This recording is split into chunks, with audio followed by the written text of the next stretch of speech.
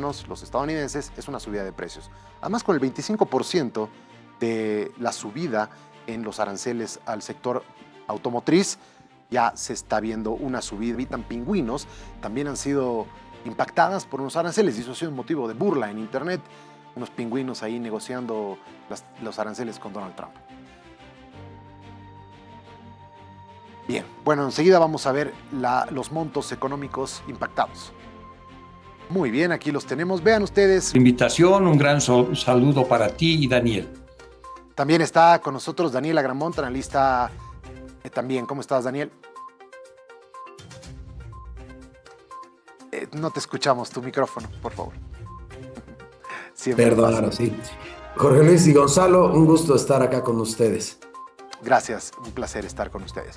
Bien, bueno, a ver, empecemos de buenas a primeras.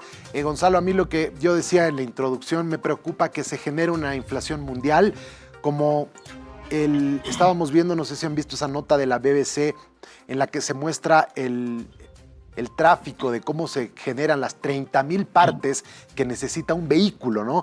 Desde el estaño en polvo que tiene que pasar la frontera 1, 2, 3 veces, debido a la dinámica económica que hace casi un siglo que se viene llevando adelante en el mundo, en el que se ha generado una dinámica que, evitando ponerle aranceles a los vecinos, se han bajado los costos y se ha encontrado la capacidad de cada una de las partes para darte un precio final que pues sea el más bajo posible, ¿no?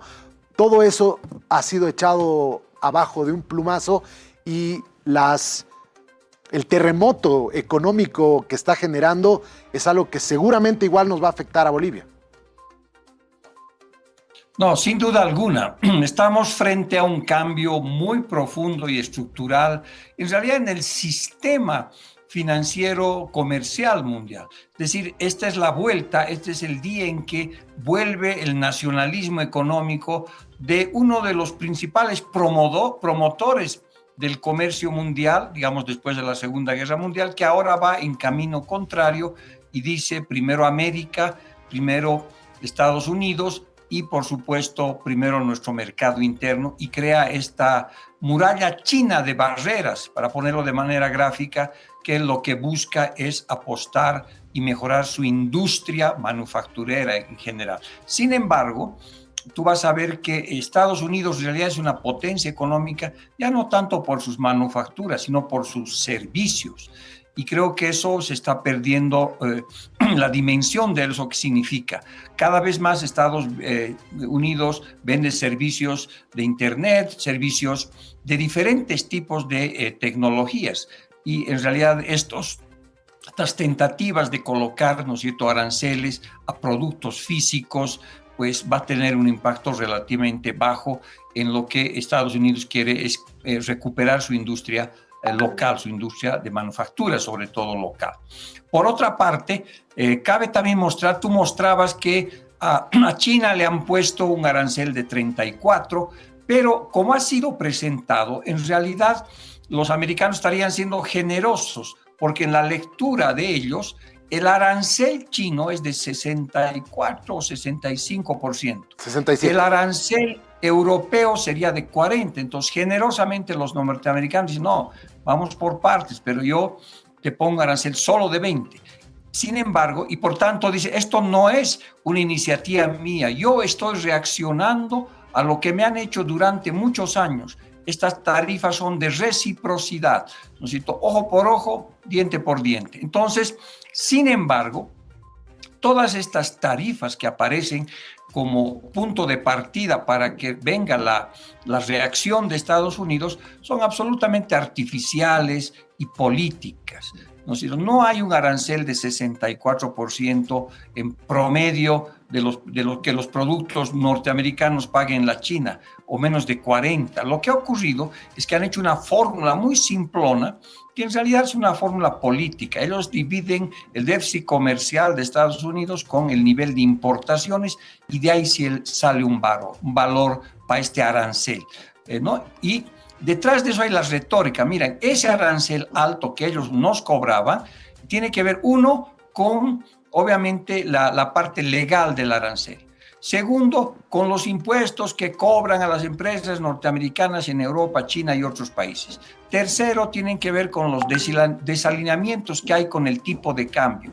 Cuarto, tienen que ver, ¿no es cierto?, con todo lo que son las barreras pararancelarias. Entonces, como eso es muy difícil calcular, Estados Unidos ha hecho una fórmula muy simplona y da la impresión pues que el mundo estaba contra Estados Unidos porque los aranceles que le ponían, por ejemplo, los vietnamitas era de 80% y ahora los pobres norteamericanos simplemente están reaccionando a poner un arancel de 80 digamos, de Vietnam y le están solamente poniendo 40. Entonces, eso es una ficción ideológica, muestra, ¿no es cierto?, claramente cómo Estados Unidos quiere redisciplinar el comercio mundial, ¿no?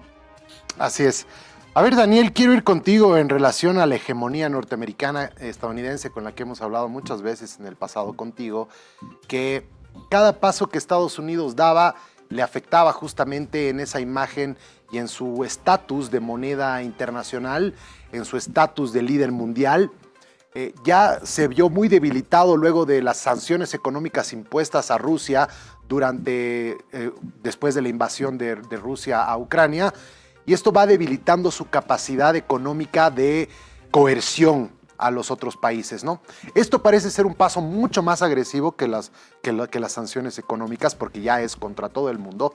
¿Cómo ves tú la posibilidad de que otras naciones empiecen a articularse y empiecen a volcar su atención, y que China también, India, etcétera, los BRICS, empiecen a volcar su atención al resto del mundo y más bien fortalezca los lazos económicos entre todas estas naciones, un poco tratando de librarse de Estados Unidos? Y en vez de abrir las empresas ahí, buscar abrir en lugares donde no va a ser impactado por tantos aranceles.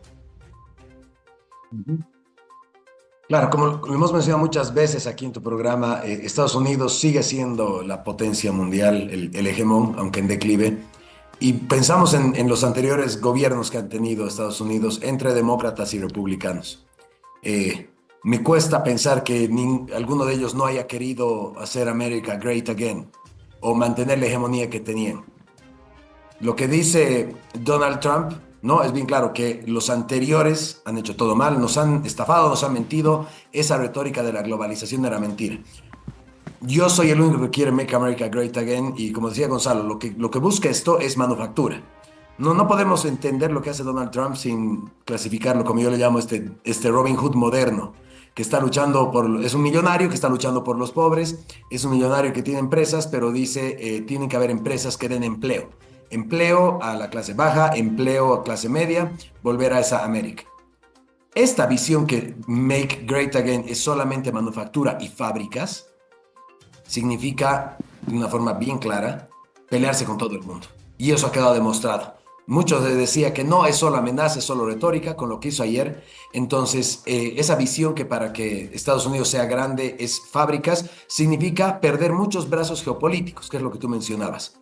O sea, USAID, este cierre de USAID, que había tantas denuncias o quejas desde el sur global de que USAID no era solamente ayuda al desarrollo, sino era un brazo geopolítico. De repente entra esta administración y ven documentos internos con mucha inteligencia artificial, sin ver a detalle, pero dicen, esto no era ayuda al desarrollo, esto era una agenda geopolítica. O sea, los más felices son los detractores de Estados Unidos. O incluso ahora perder la Alianza Atlántica. Solamente pensar en la fábrica y que me dé empleos dentro de Estados Unidos.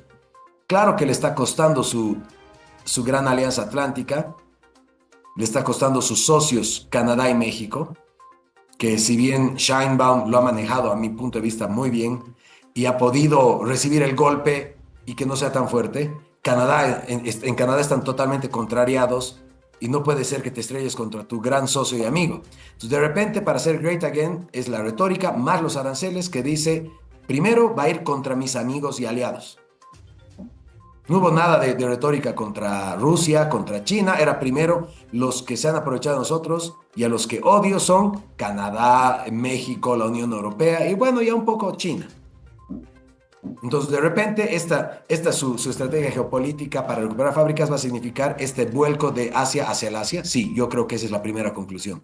Las cadenas globales de valor que ya estaban golpeadas después del COVID y que comenzaron a configurarse cadenas regionales, China fue muy astuta en tener inversiones en México para pasar como cadena regional, pero ya ahora con estos aranceles, las cadenas regionales es el nuevo futuro que estamos yendo. ¿Y qué va a significar? Bueno, países muy eficientes en el Asia, comerciando entre ellos, no tendrán la última tecnología en microchips, pero sí tienen gran tecnología. China y Japón entre los principales y Corea del Sur.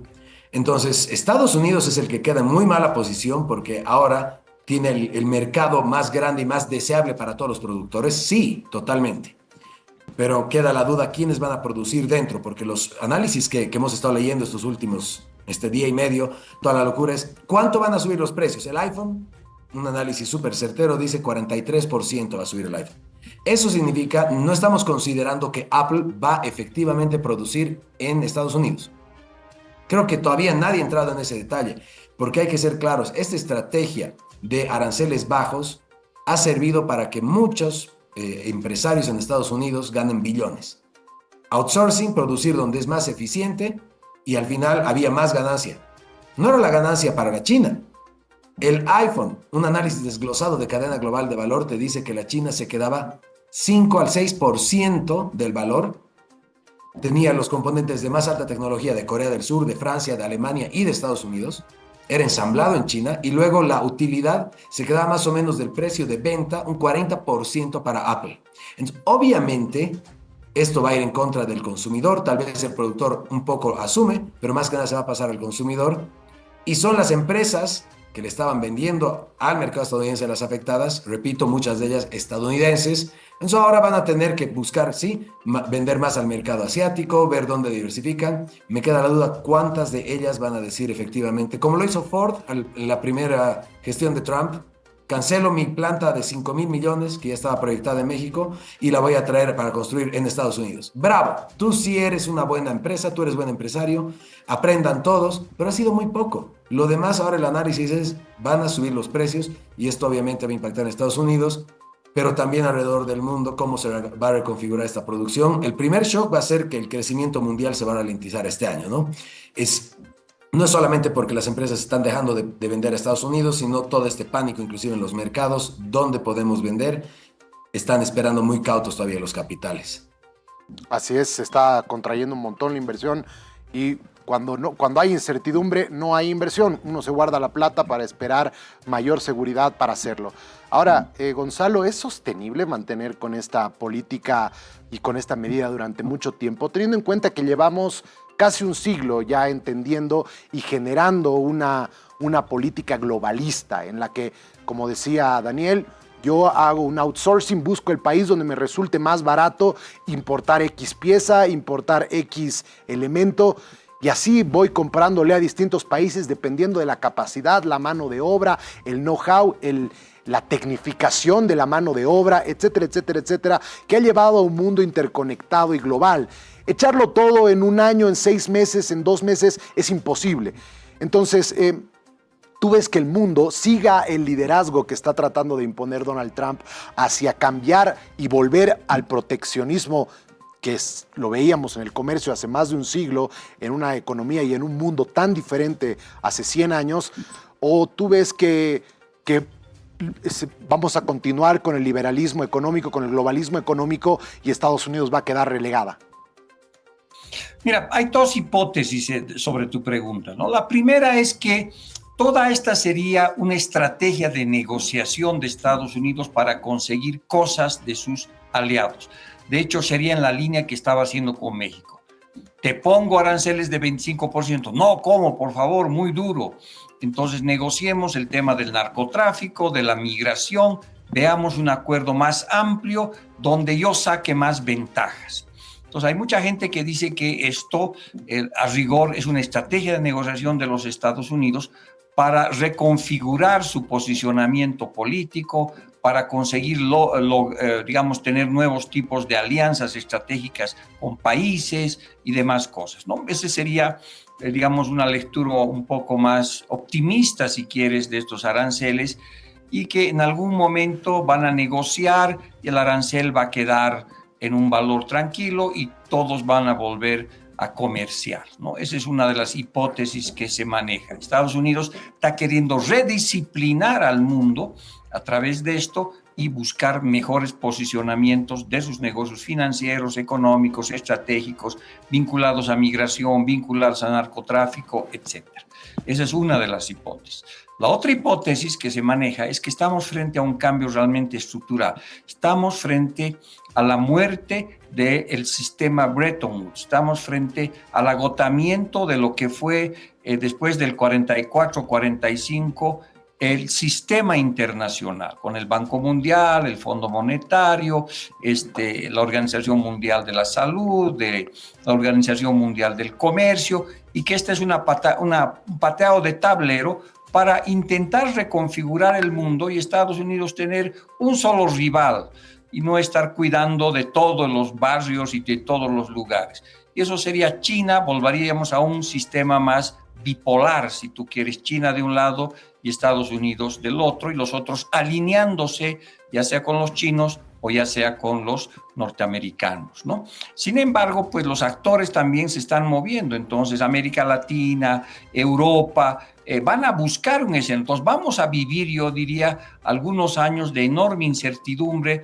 de mucho caos y de reacomodo de las fuerzas económicas, políticas, estratégicas, porque Estados Unidos pues pateó el tablero de comer el sistema internacional por más de 60, 70 años. Entonces vamos a vivir este reacomodo. Y en ese reacomodo no solamente hay problemas digamos, que tienen que ver con bajo crecimiento, problemas en el comercio, inflación, sino también oportunidades. Porque lo que quiere de alguna manera Estados Unidos es sacar a las empresas norteamericanas y europeas que estaban en Asia y reacomodarlas. En un primer momento, ok, Estados Unidos. Sin embargo, en Estados Unidos los costos son demasiado elevados, especialmente los laborales. Entonces, ¿por qué no llevar estas industrias a otros sectores? Entonces, si en vez de que tú lleves tu empresa a China, de China a Estados Unidos, ¿por qué tal llevarla a Brasil? Si no, vean el ejemplo que ya se ha adelantado de la empresa Shein, una empresa que ha estado basada en China durante años, del cual Marcelo Claure es uno de los socios importantes. La empresa Shein ahora se ha ido con todo a Brasil, ¿no? Y eso podría ser oportunidad para países como Bolivia y en la región latinoamericana. Porque si bien esa empresa viene acá, pues lo que va a tener que pagar para exportar, digamos, o el arancel de Estados Unidos va a ser 10%, que es muy diferente de 34%. ¿No? Y si negocias bien las cosas, podría bajar. Entonces, de esa manera se podría dar una realocación de los productos, debilitas a China, ¿no? Y de alguna manera generas otro tipo de aliados, porque al final del día yo creo que todo esto está en cierta manera mostrando un carisma de la Guerra Fría que hay en términos políticos, económicos, estratégicos entre China y Estados Unidos, y esta podría ser pues la guerra comercial que va a tener impactos duros en el corto plazo, pero que en el fondo después va a haber un reacomodo de los actores comerciales, económicos, políticos, realineamientos, pero ya en torno de dos grandes potencias, los chinos y los norteamericanos, ¿no? Daniel, tú ves tú ves la posibilidad de negociar con 185 países. ¿Cómo generas esa posibilidad de negociar con 185 países, hasta con los pingüinos, como se han hecho la burla tantos en las redes, ¿no? Y por otro lado, muchos analistas denominaban a esto como la bomba nuclear económica que ha generado Donald Trump, básicamente apuntando a China. ¿Tú ves que esto debilite a China o la fortalecerá más aún? Sí, hace 3 años publiqué con el London School of Economics un paper que era desacople y desglobalización. Y planteaba 2 preguntas. ¿Será que todas estas amenazas y que ahora ya hay políticas concretas van a lograr este desacople entre las 2 grandes economías del mundo? Porque de ser socias, Donald Trump ya pasó a catalogar como competencia a la China, pero aún así la simbiosis era muy, muy elevada. Y la segunda pregunta, ¿y será que esto puede conducirnos a una nueva desglobalización, tal como se la vio luego de la Primera Guerra Mundial, con un proteccionismo muy duro? Y los años siguientes que estamos monitoreando, este desacople con China se ha dado en muy pocos sectores que han sido ya más que aranceles, una intervención cruda y dura, desde prohibir a ingenieros que trabajen en empresas de chips, microchips, high-tech, y que vuelvan a trabajar a su país, cerrar completamente el paso a la venta de estos chips, incluso una acusación formal y detención de la que era gerente de Huawei en Canadá. Entonces, este desacople se entendía que se iba a comenzar a dar más que nada en las áreas geopolíticas neurálgicas, que era la de más alta tecnología, que incluye un poco de tecnologías verdes, y el 5G, los microchips como la punta de lanza, pero de repente, ¿no? Esta locura de poner a todo el mundo, claro, es una artimaña política que quiere mostrar mucha fuerza, cuando hay rumores de que Elon Musk va a salir del gabinete, porque claro, si hay una palabra para resumir para mí la administración actual es contradicción. O sea, tienes al presidente que decía que los que usan autos eléctricos no son muy machos y que el ciudadano norteamericano no quiere eso. Y después de 5 años, con esto su aliado, no le queda otra que apoyar a los autos eléctricos, pero además sale a hacer publicidad para el auto eléctrico. Eso está en caída libre y de repente quiere hacer mucha eficiencia sin creer en el cambio climático, mientras son los campeones de los autos eléctricos para cuidar el planeta. Por otro lado, la contradicción con los aliados, decide ningunear y acusar a los aliados de todo, mientras que a Rusia no le dice nada. Por otro lado, quiere recuperar esta fábrica, pero por ejemplo, la Unión Europea y China están invirtiendo billones de dinero estatal para seguir en la carrera de high-tech, que incluye minerales críticos, y ahora quieren Groenlandia por los minerales que hay ahí, pero ¿quién los va a industrializar? No sabemos. China es el que más industrializa, no importa dónde se encuentren los minerales, al final China es quien más lo hace.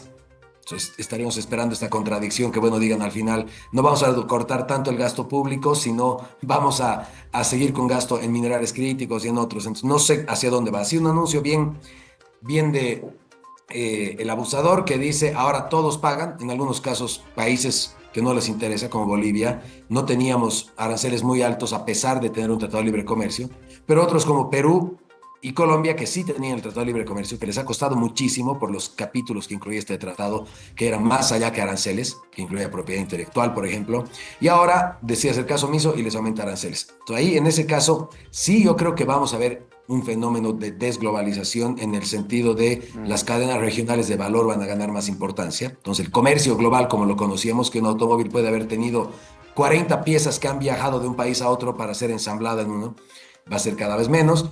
¿Y la China, dónde queda ahí? Bueno, uno de los pilares de las fuerzas geopolíticas que tenía Estados Unidos, el dólar, la OMC con el sistema de Bretton Woods, USAID y la Alianza Atlántica. Si todas estas ahora están venidas menos, inclusive el dólar, entonces ahí China tiene la gran posibilidad para mejorar sus negocios y sus ventas.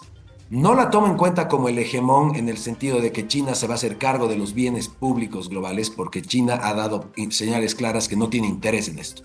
No tiene interés de reemplazar a Estados Unidos como este gran administrador, gobierno mundial, policía mundial, quien va a proveer, en primer lugar, más dólares para mantener al sistema de Naciones Unidas, al sistema de FMI. Además, ¿quién va a ser el que siga con los aranceles bajos, siguiendo todos los preceptos de Bretton Woods? No, China cumple lo que le conviene, como por ejemplo aranceles para productos. Pero luego, en cuanto a propiedad intelectual y servicios, nunca ha querido avanzar más allá, ni siquiera lo que dice el GATS o el ADPIC. Entonces ahí China tiene la posibilidad, yo creo, de hacer muy buenos negocios, tomando en cuenta el desorden global. Creo que no le molesta el desorden global. No vamos a esperar que salga China como el próximo guardián de la gobernanza global. Bueno, quiero agradecerles un montón a ambos. Ha sido muy útil para nosotros y para la audiencia también. Les mando un abrazo a ambos. Muchas gracias por su tiempo. Muchas gracias.